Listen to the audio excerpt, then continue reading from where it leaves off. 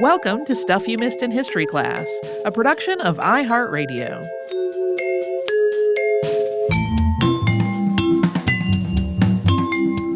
Hello and happy Friday. I'm Holly Fry. And I'm Tracy V. Wilson. We talked about Charles Mackintosh and the first mass-produced rainwear. Yeah. So the reason we did this episode, can you guess? I'll ask you if you want to guess. I don't think I can guess. You probably could if you really thought for a minute. If I put effort into guessing, I probably it's could. Bob's Burgers. It's always Bob's Burgers. Yeah. So there's an episode of Bob's Burgers where Linda is trying to explain to Bob and the kids this long-running family feud that's been going on her side of the family.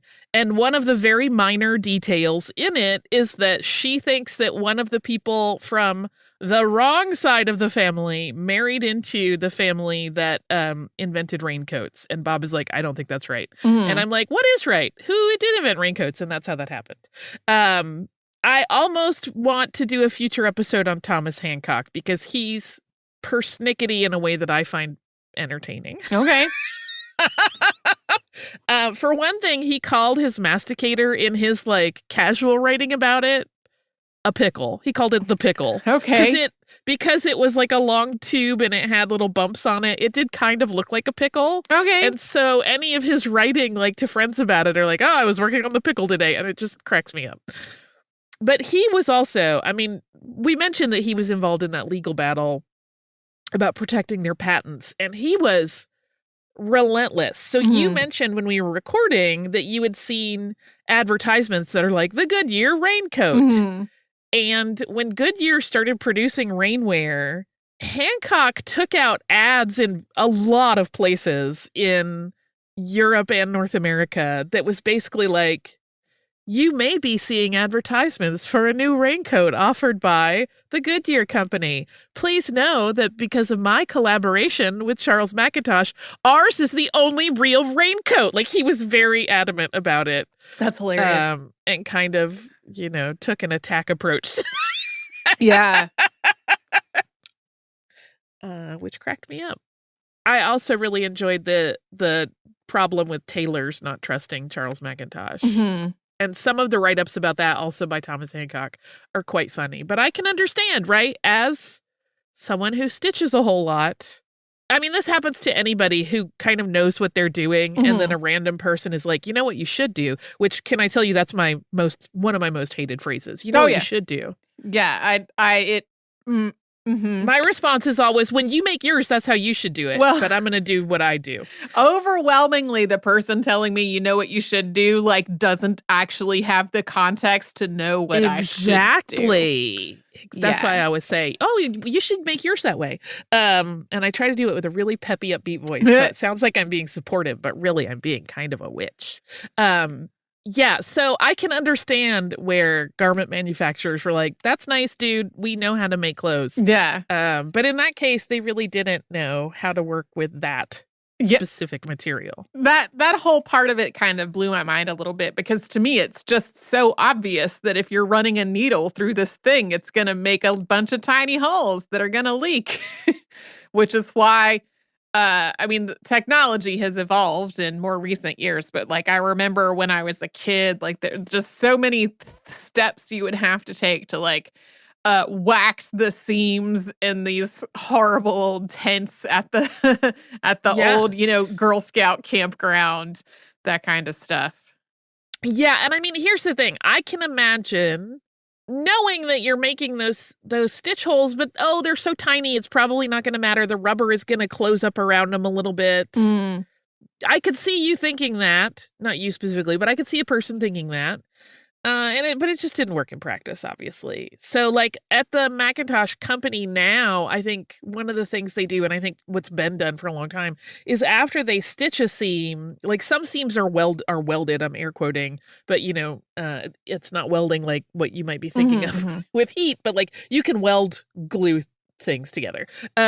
They will go over a seam and apply a layer of rubber to it, just like you were talking about with the waxing of tent seams and stuff. So there are different ways that you can manage that, but I can completely understand both sides of that particular equation where it's yes, he does know this will mess it up. Yes, they also absolutely know how to make a garment. Right.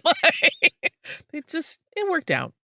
I'm curious if you have had the same experience I have, in that the garment that I was told was a Macintosh for a million years, and I don't know where I got this, but like a lot of people I knew called it this, were like those flannel shirts that are then like quilted on the inside like a jacket. Mm-hmm.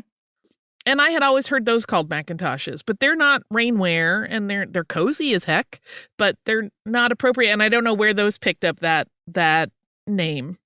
So I don't think that it is a term that has just really been in my vocabulary a lot. Yeah. I feel like I saw like the garment you just described as a Macintosh, like in a video game or something. Like, maybe that's where I got it. yeah, I don't know. Like, I just I don't feel like I grew up calling any garment colloquially a Macintosh. I do, however, remember growing up with like totally not breathable in any way raincoats. Oh, I have so many feelings about raincoats. And like growing up in the South, where often when it was raining, it was also warm, and just becoming like a little sauna inside the raincoat. Yes, still. I would say it's not as common a term here. In the UK, I don't think you can exist without having heard the term Macintosh referred to a jacket Sure. all the time. I have strong feelings about raincoats, which is that I would rather just get wet. Mm-hmm. For the same reasons you just mentioned. I have one raincoat that I have had since college. Mm-hmm. I bought it at, here is a blast from the past, Loehmann's department store. Okay. And I bought it because it's adorable, and it's plastic, but it is leopard print, and it has cute little corduroy cuff and collar, like a black corduroy cuff and collar. And I love it, but like it has to be a desperate moment when I will pull that one out of the closet, because I hate that feeling of not being able to like have air pass through. Yeah. And I'm just like, great, I'll just get wet. That's fine. I also don't carry an umbrella very often for the very same reasons. Too cumbersome. I remember the first time I bought a waterproof yet breathable jacket. And it was in advance of a trip to the Pacific Northwest. And because often that kind of outerwear is expensive, like I found like the most discounted, super on sale that I actually really liked, and I wore it forever. And like now, just because I am a little bigger than I was when I bought it, I could no longer zip it up, and I only just recently replaced it. Similarly, shopping around a whole lot for something that was going to be waterproof, but also breathable, and also not hundreds of dollars. Yeah. Yeah, I struggle with rainwear. Yeah. This is why I hate cold weather also. Like, I don't like wearing that many layers. Yeah. Unless they are fancy and cool. What you got to do is move to a place that's a lot colder and be amazed as your body recalibrates itself. No, it's not. It's not a temperature thing. I feel like my movement is restricted too much, and I get real panicky. Oh, okay. I get that. Or I'm like, I don't have the same range of motion. What if ninjas come? Like, it's not going to happen. It's the same reason I don't like massage. Uh-huh. Because it relaxes me too much, and I feel not on alert in case danger takes place. And it's the same reason I don't like prescription pain medications, like when I've had like oral surgery or something. I'm like, no, I'm too relaxed. I can't handle the world if an emergency takes place. And I will look very placid on the outside, and inside I am a full-blown panic attack happening. Yeah. I don't want to be restricted in any way, mentally or physically. Right. I don't know why I'm perpetually like ready for danger, but there you go.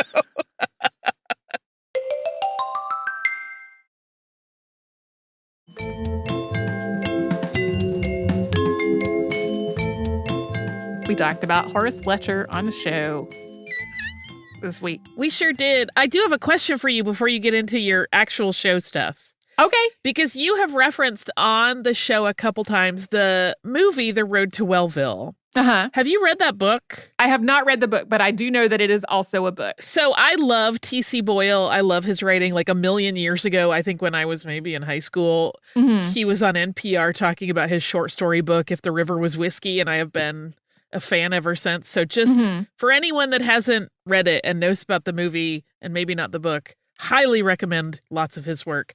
Very interesting writer. Yeah. Yeah. Yeah. Just in general, having worked as a massage therapist before, like I never worked as a massage therapist at a place that was as health devoted as the San reportedly was. But I did work for a time at a spa where people would come and stay and all of their meals were provided and they were supposed to be like very nutritionally selected by the chef. And I remember there was a guy that did a lot of like the maintenance and grounds kind of work who was also people's like covert hookup for getting hamburgers from town. I love it. And there was a secret soft drink machine sort of hidden away. Yeah. Yeah. So that movie reminds me sometimes of some of the things that I experienced as a massage therapist, which is a time that I loved a lot of aspects of, but also occasionally I would hear people say things that made me go, that is not how it works, though. Like Horace Fletcher, there's not a physiological gate in your mouth that is forcing you to keep chewing your food until it's out of nutrients. Like that's just, this is not how it works. I did not read every word of all of his books because there are sure a lot of them, but there were things in them that just struck me as so delightful. And I really, as soon as I read the sentence, let us work together for a season in the now field, I was like, I've never heard anybody say that before, but it so sounds like something I would have heard someone say at like a self-help workshop kind of thing or like some kind of relaxation seminar. And I think I went, what, out loud, and then read it again. And it was like, I love this sentence. Don't be a sewer. Don't be a sewer. I also liked a lot. And the book that came from was just this weird mix of sometimes very long discursive, like, could you get to the point of what you're talking about? And then these tiny little gems like, don't be a sewer. And it was like, I would like this all a lot better if it was more like, don't be a sewer and less like, here is this incredibly long wandering paragraph about something that doesn't really fully make sense to me. Also, one of our past episodes is on Edward Gorey. And I went to the Edward Gorey house on Cape Cod when I was doing the research for that.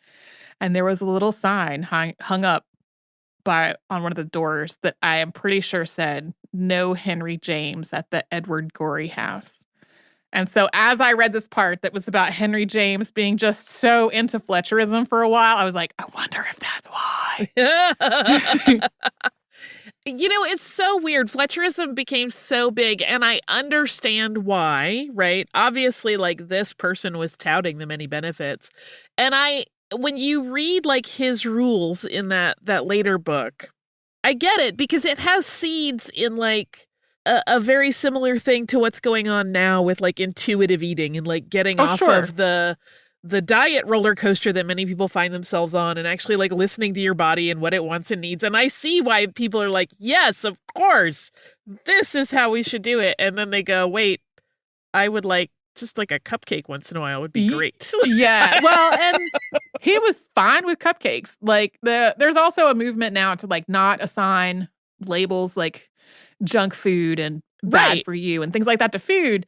And he was pretty in line with that. Like he really thought you can eat whatever your appetite is calling for. You just got to chew it. Sometimes he would eat chocolate candy for breakfast, but it was like 3 little pieces of it because it took him an hour. See, that's the other thing. To chew all of it. We didn't really touch on it in the episode, but like one of the things that really people who are not into this, one of the things that they found really upsetting about it is that for a lot of us, meals are a social activity and we go to dinner together to have a connection with other people. And if you were having dinner with somebody who was a Fletcherite, there was not going to be any conversation because they were just going to be slowly chewing the whole time. Well, that's kind of right. That little bit that we did include about the 400 of New York just kind of being not a very fun crew anymore. Right. Yeah. Yeah. Something that I said in the kind of off mic moment was that, like, as the food faddists go, he does seem to have been like one of the less dangerous. Like he wasn't advocating things that could really, really hurt anybody in most circumstances, right? I feel like there are zero nutritional things that are universally applicable to everybody. Right. But like, if you were going to try to chew your food that much and it was not going to work out for you, I think that was going to be pretty clear pretty quickly. And if you were going to chew your food that much, it might have contributed to some, like maybe some jaw issues or some dental issues, but probably not going to harm your health long term in the way that some of the people that were like, no, you literally just need to starve yourself, which was also a thing. Well, and the thing was, he never really, to the best of my knowledge, advocated like you have to eat X number of food or X amount less than you were before. His was like, you will naturally eat less if you do this and you'll find you want less. Rather than it being a limiting thing, it was, again, one of those like, that will just happen. Don't worry about it.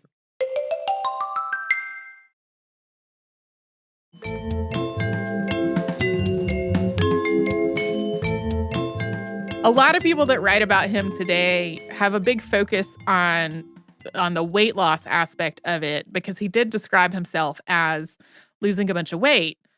But most of his own writing, like that's a tiny bit of what he was talking a lot more about having more energy and not getting sick as often and having all this stamina that he reportedly had. Like some of the things he was doing as publicity stunts about how healthy he kind of was sound almost like kind of the stunts that we've talked about with various strong woman type characters, not actual people that we've talked about on the show before.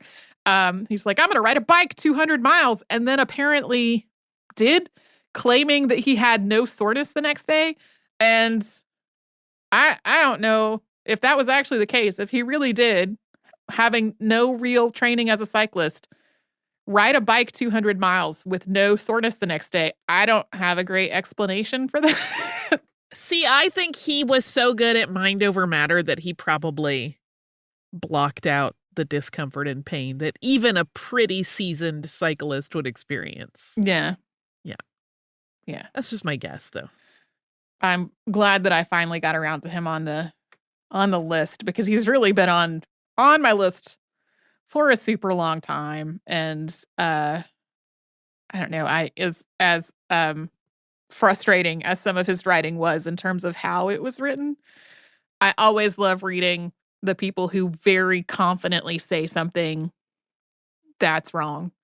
And I'm sure in 100 years, somebody's going to listen to our podcast and listen to me very confidently say something wrong. Oh, yeah. And be like, I love doing this. I love it when people from the past say such doofy things. It happens.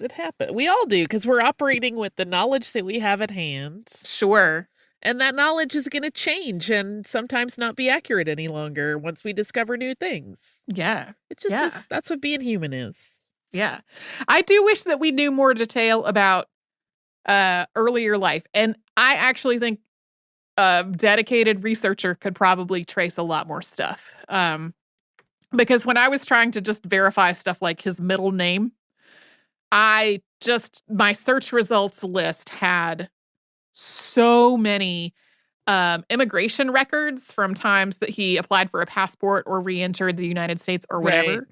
Right. And so I think, as is often the case, like a very dedicated researcher, I think, could write a very fascinating biography of him that would involve a whole lot of crawling through old records. And maybe somebody has that autobiography he was working on in their attic somewhere. The only reference to a papers collection I found for him was actually at Harvard, and it was just like a box of some correspondence. And so, who knows? But anyway, I would read that, though, if somebody did write that biography.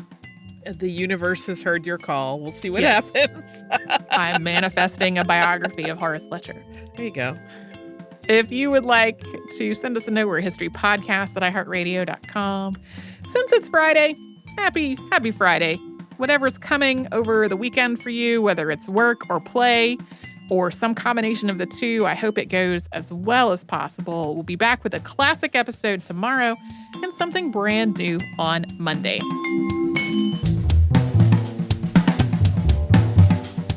Stuff You Missed in History Class is a production of iHeartRadio. For more podcasts from iHeartRadio, visit the iHeartRadio app, Apple Podcasts, or wherever you listen to your favorite shows.